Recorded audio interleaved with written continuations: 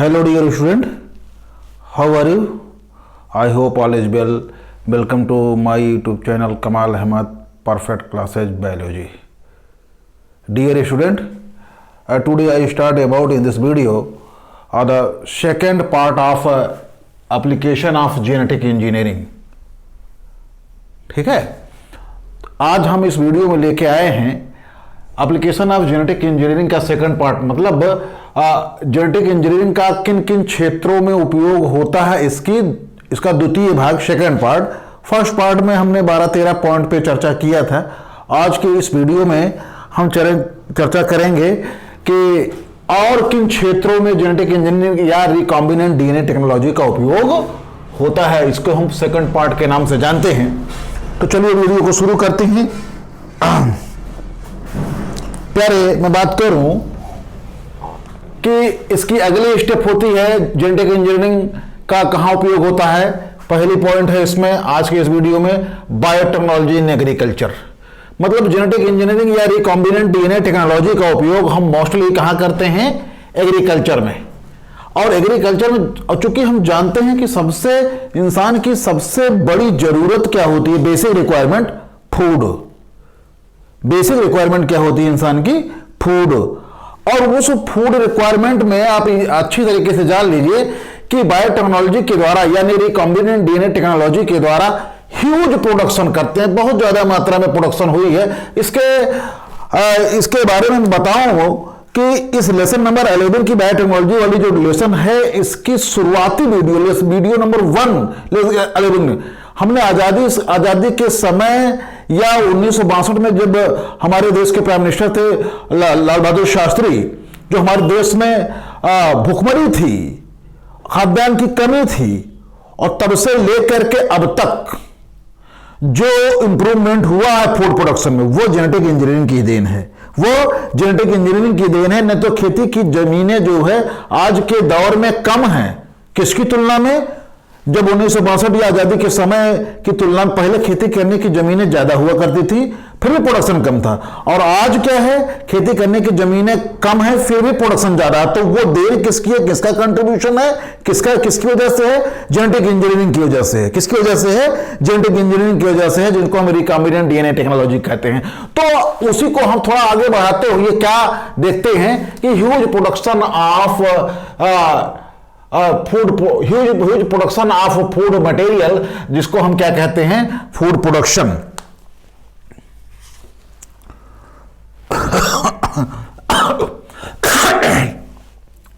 प्यारे, अभी जब फूड के प्रोडक्शन को हम जब ज्यादा लेवल पर करते हैं, इसकी स्टडी के लिए हम इसको कई पार्ट में डिवाइड करते हैं। पहली पॉइंट है इस बायोटेक्नोलॉजी इन एग्रीकल्चर में, change in the plant genotype, मतलब हम उसके जीनोटाइप को चेंज कर देते हैं, प्लांट के जीनोटाइप को चेंज कर देते हैं। किस मेथड से, रिकॉम्बिनेंट एंड क्लोनिंग डीएनए को मेथड से, मतलब ये रिकॉम्बिनेंट डीएनए और उस डीएनए की क्लोनिंग करा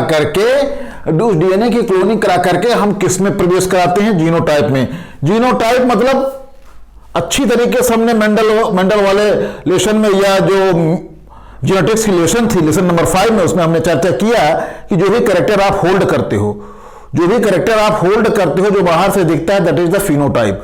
और उस फिनोटाइप के लिए रिस्पॉन्सिबल जीन को हम क्या बोलते हैं, जीनोटाइप। ठीक, तो उसके जीनोटाइप में हम रिकॉम्बिनेंट डीएनए टेक्नोलॉजी के थ्रू क्लोनिंग डीएनए को इंसर्ट कराते हैं। और जो कराता क्या है, वो इंक्रीज कराता है the synthesis of rate of auxin and cytokinin. ठीक है ना, फिर से सुनिए, ये करता क्या है यार, रिकॉम्बिनेंट एंड क्लोनिंग डीएनए को हम इंसर्ट कराते हैं किसमें, जीनोटाइप में। और जीनोटाइप में जब हम इंसर्ट करा देते हैं, प्रवेश करा देते हैं, तो उससे होता क्या है, इंक्रीजमेंट होती है। किसकी इंक्रीजमेंट होती है, synthesis of rate of auxin, मतलब ऑक्सिन एंड साइटोकाइनिन, ये जो दोनों हमारे फाइटो हार्मोन है, प्लांट हार्मोन है, इनके सिंथेसिस की रेट बढ़ जाती है। जिससे होता क्या है, तमाम सारी वैरायटीज में इंप्रूवमेंट होता है। तमाम सारी प्रजाति के जो फसल हैं, तमाम फसलों की जो प्रजातियां हैं, उनमें क्या होता है, इंप्रूवमेंट होता है। ठीक, इसके बाद हम बात करते हैं दूसरी पॉइंट है किसमें, एग्रीकल्चर के क्षेत्र में, high resistance in plant, high resistance in plant. अब इस हाई रेजिस्टेंस इन प्लांट में हम ये देखेंगे कि जेनेटिक इंजीनियरिंग के द्वारा हम ये देख लेते हैं कि न्यू वैरायटीज का डेवलप कराते हैं। जेनेटिक रिकॉम्बिनेंट डीएनए टेक्नोलॉजी के थ्रू हम किसका इंप्रूवमेंट कराते हैं, नई वैरायटियों का, नई रेसेज का, जिसमें होता क्या है, salinity, drought condition, insect virus के इन्फेक्शन में बर्दाश्त करने की क्षमता होती है। लवणता, सूखा हो जाए, इंसेक्ट का इन्फेक्शन हो जाए, वायरस का इन्फेक्शन हो जाए, और उन सारी चीजों को बर्दाश्त करने की क्षमता आ जाती है किसके थ्रू, जेनेटिक इंजीनियरिंग के थ्रू। जो भी प्लांट हम ग्रो कराते हैं उस आज के दौर में जो जेनेटिक इंजीनियरिंग के थ्रू उस प्लांट में क्या आ जाती है, सूखा, बाढ़, इंसेक्ट, वायरस और तमाम सारे इन्फेक्शन से उसमें बर्दाश्त करने की क्षमता आ जाती है, टॉलरेंस की कैपेबिलिटी आ जाती है। ठीक, अब हम चलते हैं आगे। अगली पॉइंट हम लेते हैं nitrogen fixation in plant, nitrogen fixation in plant. अब देखिए, जनरली हम जानते हैं कि जो नाइट्रोजन फिक्सेशन करती है वो राइजोबियम ल्यूमिनोसेरम, जो लेगुमिनेसी फैमिली के पौधों में पाई जाती है, लेगुमिनेसी प्लांट के रूट में पाई जाती है। तो अब यहां जेनेटिक इंजीनियरिंग के थ्रू हम क्या करते हैं, देखिए जेनेटिक इंजीनियरिंग के थ्रू रिकॉम्बिनेंट डीएनए टेक्नोलॉजी, किसके थ्रू, रिकॉम्बिनेंट डीएनए टेक्नोलॉजी के थ्रू हम क्या कराते हैं, उसको कल्चर कराते हैं, किसमें, नाइट्रोजन फिक्सिंग बैक्टीरिया। क्या, नाइट्रोजन फिक्सिंग बैक्टीरिया। और यह नाइट्रोजन फिक्सिंग बैक्टीरिया को हम कहां प्रवेश कराते हैं, ध्यान देंगे, कहां पे एंट्री दिलाते हैं, इसको एंट्री दिलाते हैं हम नॉन लेग्यूमिनस प्लांट, किसमें, नॉन लेग्यूमिनस प्लांट में हम क्या करा देते हैं, एंट्री करा देते हैं। ठीक है, तो इस तरीके से ये रिकॉम्बिनेंट डीएनए टेक्नोलॉजी के थ्रू हम नाइट्रोजन फिक्सेशन का वर्क ले लेते हैं प्लांट में।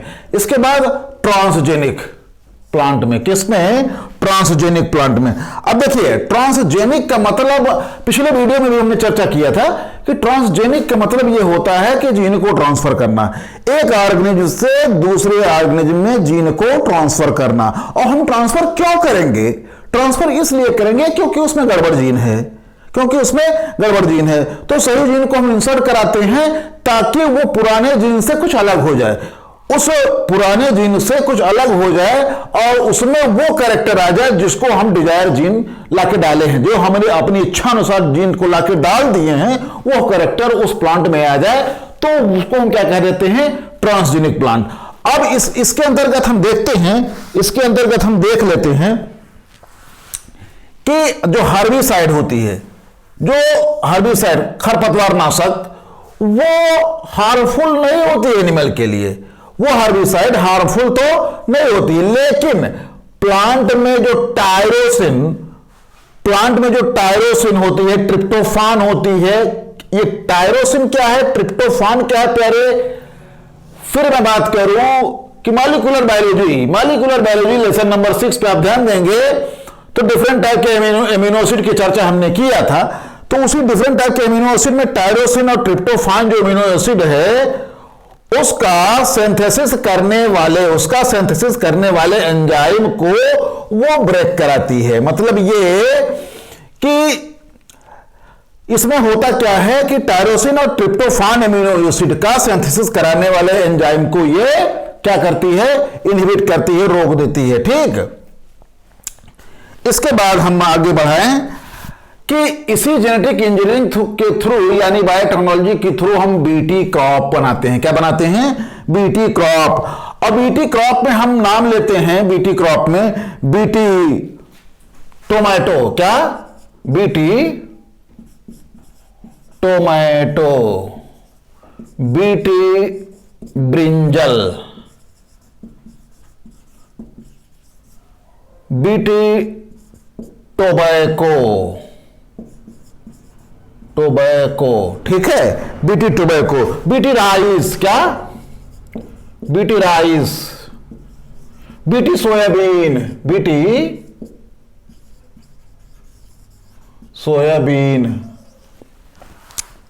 BT potato, BT potato, BT potato. BT crop के अंतर्गत BT tomato, BT brinjal, BT tobacco, BT rice, BT soybean, BT potato, etcetera etcetera etcetera, तमाम सारे फसलों को हम बीटी क्रॉप के रूप में हम डिस्कवर कर चुके हैं। किसकी देन है ये? जेनेटिक इंजीनियरिंग में रिकॉम्बिनेंट डीएनए टेक्नोलॉजी की देन है, जिसको हम बायोटेक्नोलॉजी के अंतर्गत स्टडी करते हैं। अब आइए हम देखते हैं प्यारे कि बीटी क्रॉप या बीटी क्रॉप में या बीटी जो कपास है उसमें क्या होता है। बीटी क्रॉप के अंतर्गत बीटी जो कपास होता है, ठीक, इतनी चीजें तो मेरे ख्याल से समझ में आई होंगी बेटा, इतनी चीजें तो मेरे ख्याल से समझ में आ गई होंगी। अब बात हम करते हैं आगे कि ये बीटी क्रॉप के अंदर जो बीटी कॉटन होती है, बीटी क्रॉप में बीटी कॉटन, एक बैक्टीरिया होता है बैसिलस। इसकी भी चर्चा हमने पिछले वीडियोज में, कई सारे वीडियोज में चर्चा की है, लेकिन चूंकि इसकी एप्लीकेशन की बात आ गई है तो हम तो फिर से बता दें। बैसिलस थ्यूरोजेनेसिस, क्या? बैसिलस थ्यूरिंगीजेनेसिस, ये बैक्टीरिया होता है, ठीक है। ये बनाता है क्या? एक प्रोटीन। क्या बनाता है बेटा? एक प्रोटीन बना लेता है, ठीक है। ये प्रोटीन क्या होती है? बायोटिक पॉइजन होती है, बायो पॉइजन होती है। और इस बायो पॉइजन कहां से बना? इस बैसिलस से बना। कौन सी जीन बनाई? क्राई कहते हैं। क्या कहते हैं उसको हम? क्राई। ध्यान से सुनिए, कंपटीशन में बहुत आता है ये, ठीक। इस बैसिलस थ्यूरोजेनेसिस से प्रोटीन निकाली गई, वो प्रोटीन बायो पॉइजन के रूप में होती है, और बनाने वाली उस बायो पॉइजन यानी उस प्रोटीन को बनाने वाली जीन कौन है? क्राई, ठीक। तो यहां से हम निकाल लेते हैं। इसका उपयोग हम क्यों करते हैं? इंसेक्टिसाइड के रूप में करते हैं। क्यों करते हैं? इंसेक्टिसाइड के रूप में करते हैं। कीटनाशक दवाओं से छुटकारा लेने के लिए करते हैं। जनरली हम क्या करते हैं, जब हमारे फसलों को कीड़े खाते हैं तो हम इंसेक्टिसाइड का प्रयोग करते हैं। इंसेक्टिसाइड का प्रयोग करने से तो हमारी फसल बच जाती है, लेकिन फसल भी पॉल्यूटेड हो जाती है और साथ साथ हमारी मृदा जमीन भी पॉल्यूटेड हो जाती है, ठीक। इसके बाद अगर हम बात करें तो इससे निपटारा लेने के लिए जो क्राई जीन है, ये जनरली नॉर्मली इस बैक्टीरिया के लिए हार्मफुल होती है। क्या? उस बैक्टीरिया में वो न्यूट्रल होती है, निष्क्रिय होती है, लेकिन जब हम किसी संबंधित प्लांट में डालते हैं तब वह अपनी एक्टिविटी दिखाती है। आगे हम बात करें इस पे कि अब हम करते क्या हैं, इस जीन को निकालते हैं। किस जीन को निकालते हैं? क्रायो जीन को निकालते हैं, जो प्रोटीन बनाती है, बायो पॉइजन है। अब इसको हम जोड़ते किससे हैं? प्लाज्मिड से। किससे जोड़ते हैं बेटा? प्लाज्मिड से। किससे जोड़ लेते हैं? प्लाज्मिड से। और जोड़ने वाला मटेरियल कौन है इसमें? इसमें जोड़ने वाली मटेरियल है डीएनए लाइगेज। अच्छी तरीके से जानते हैं, बहुत पुराना जाना पहचाना नाम है डीएनए लाइगेज। ये क्या है? एंजाइम है। क्या है ये? एंजाइम है। ये जीन जो क्राई है प्रोटीन बनाने वाली, इसको हम जोड़ देते हैं। इस क्राई जीन को हम जोड़ देते हैं किससे? प्लाज्मिड से, ठीक। और जोड़ने वाला मटेरियल क्या है? डीएनए लाइगेज एंजाइम, ठीक। अब इस प्लाज्मिड को हम कहां डालते हैं? दूसरे बैक्टीरिया में, जिसको हम क्या कहते हैं? Agrobacterium. Agrobacterium tumefaciens. Agrobacterium tumefaciens bacteria में हम डाल देते हैं, ठीक है। अब इस एग्रोबैक्टीरियम ट्यूमीफेसियंस बैक्टीरिया को हम किस में डालते हैं? प्लांट में या प्लांट के सीड में। प्लांट या प्लांट सीड में, प्लांट सीड में, ठीक है। अब इस प्लांट सीड में जब हम डाल दिए तो जब वो प्लांट ग्रो करेगा, अगर उसमें कीड़े लगते हैं, उसमें कीड़े लगते हैं तो कीड़ा मरेगा, ना कि फसल खराब होगी, ठीक है। कौन मरेगा? कीड़ा मरेगा, ना कि हमारी फसल खराब होगी। तो ऐसे ऐसे क्रॉप जिसमें कीड़े लगते हैं तो कीड़े मरते हैं, वो कहां से निकाला गया यार जीन? बैसिलस थ्यूरोजेनेसिस पे ध्यान रखेंगे, ये बैसिलस का बी और थ्यूरोजेनेसिस का टी, बैसिलस का बी और थ्यूरोजेनेसिस का टी, इसको मिला करके हम कॉमनली क्या कह देते हैं? बीटी क्रॉप या बीटी क्रॉप के रूप में कॉटन का एग्जांपल दिया। तो ये जेनेटिक इंजीनियरिंग के द्वारा ही जो है पूरी कंप्लीट हो गई। ठीक, इसके बाद बात करते हैं हम genetically modified plant, genetically modified organism की बात। तो मेरे ख्याल से इतनी चीजें समझ में आई होंगी। अब एक जीएमओ की बात हम करते हैं। जीएमओ के लिए हम इसको थोड़ा मिटाएं, जगह नहीं है।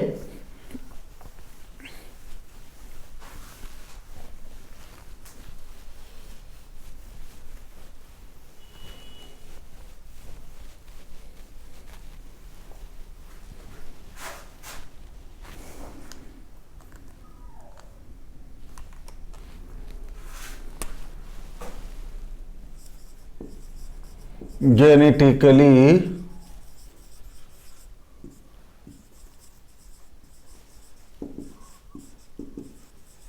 मॉडिफाइड ऑर्गेनिज्म,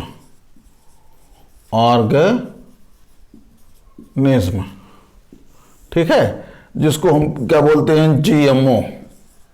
अब इसमें देखिए क्या करते हैं यार, विकसित देशों में मानव के कुल भोजन का लगभग 50%, विकसित देशों में मानव के कुल भोजन का 50% किस पे है? वो जीएम प्लांट पे है। किस पे है? जीएम प्लांट पे है। ठीक है बेटा। अब इसके बाद हम आगे देखते हैं कि लगभग 80% सोयाबीन, लगभग 80% सोयाबीन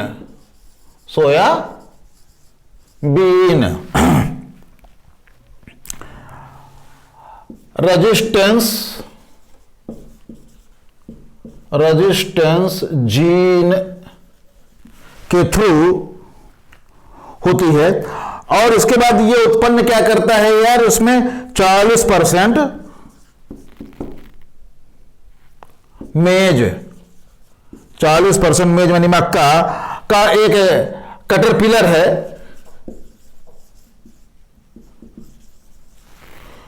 जो बनाती है क्या? पेस्टिसाइड। जो बनाती है क्या? पेस्टिसाइड। क्या बनाती है बेटा? पेस्टिसाइड। ठीक। 50% तो आप ध्यान रखेंगे कि विदेशों में ये जीएम प्लांट पे ही ऊपर डिपेंड है। 80% ये सोयाबीन रेजिस्टेंस जीन के रूप में होती है, और 40% जो है ये मेज जो है कैटरपिलर पेस्टिसाइड बनाती है। इसके अलावा कुछ और भी जेनेटिकली मॉडिफाइड प्लांट हैं जो इसके थ्रू हम क्या बना लेते हैं? तमाम तरीके के कॉटन सीड ऑयल क्या बनाते हैं? इस जेनेटिकली मॉडिफाइड ऑर्गेनिज्म के रूप में क्या ले लेते हैं? Cotton seed oil, cotton seed oil.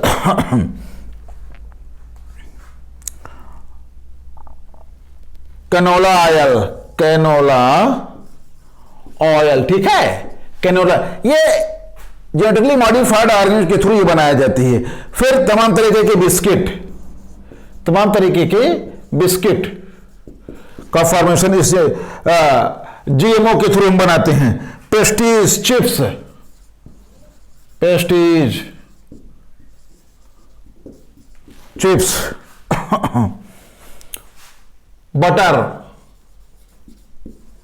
Butter का फॉर्मेशन किया जाता है, और तमाम सारे के उसमें लेबल लगा देते हैं कि हाँ ये जीएम या जेनेटिकली मॉडिफाइड प्रोडक्ट है। ठीक। इसके अलावा अगर मैं बात करूं इसके अगेंस्ट तमाम सारे, अब genetic application of genetic engineering की सेकंड पार्ट खत्म हुई। अब बेटा मैं बताऊं आपको, थोड़ा सा इसका नेगेटिव वैल्यू भी है, नेगेटिव रिस्पांस भी देता है। अगर हम इसको सतर्कता से इस्तेमाल नहीं किए, इसकी मैन्युफैक्चरिंग जो है ढंग से नहीं किए, तो वो नेगेटिव रिस्पांस भी देता है, मतलब negative effect of genetic engineering. अब अगर ढंग से इस्तेमाल नहीं किया तो तमाम सारे उसके नुकसान भी हैं। तो अब हम इन्हीं शब्दों के साथ हम अपनी वाणी को विराम देते हैं। वीडियो को लाइक कीजिए, शेयर कीजिए, और सब्सक्राइब ना किए हो तो सब्सक्राइब कीजिए। और एक चीज और, इस लेसन की अगली वीडियो हम देंगे पीसीआर पर, यानी polymerase chain reaction polymerase chain reaction बहुत ही इंपॉर्टेंट टॉपिक है, जिसमें यह होता है कि किसी भी डिजीज के इन्फेक्शन के शुरुआती समय में ही हम उसको आइडेंटिफाई करके उस रोग से हम छुटकारा ले लेते हैं, जिसको हम क्या कहते हैं, PCR technique. Mullis, professor Ellis Mullis ने इस टेक्निक को इजाद की थी, और वो कैसे होता है, क्या होता है, इसकी कहानी हम अगले वीडियो में देखेंगे क्या है। तो हम पीसीआर की टेक्निक हम लेके आएंगे अगले वीडियो में। और वीडियो को समझ में आ गया हो तो वीडियो को लाइक कीजिए, शेयर कीजिए, और सब्सक्राइब ना किया हो तो सब्सक्राइब कीजिए। थैंक यू, धन्यवाद।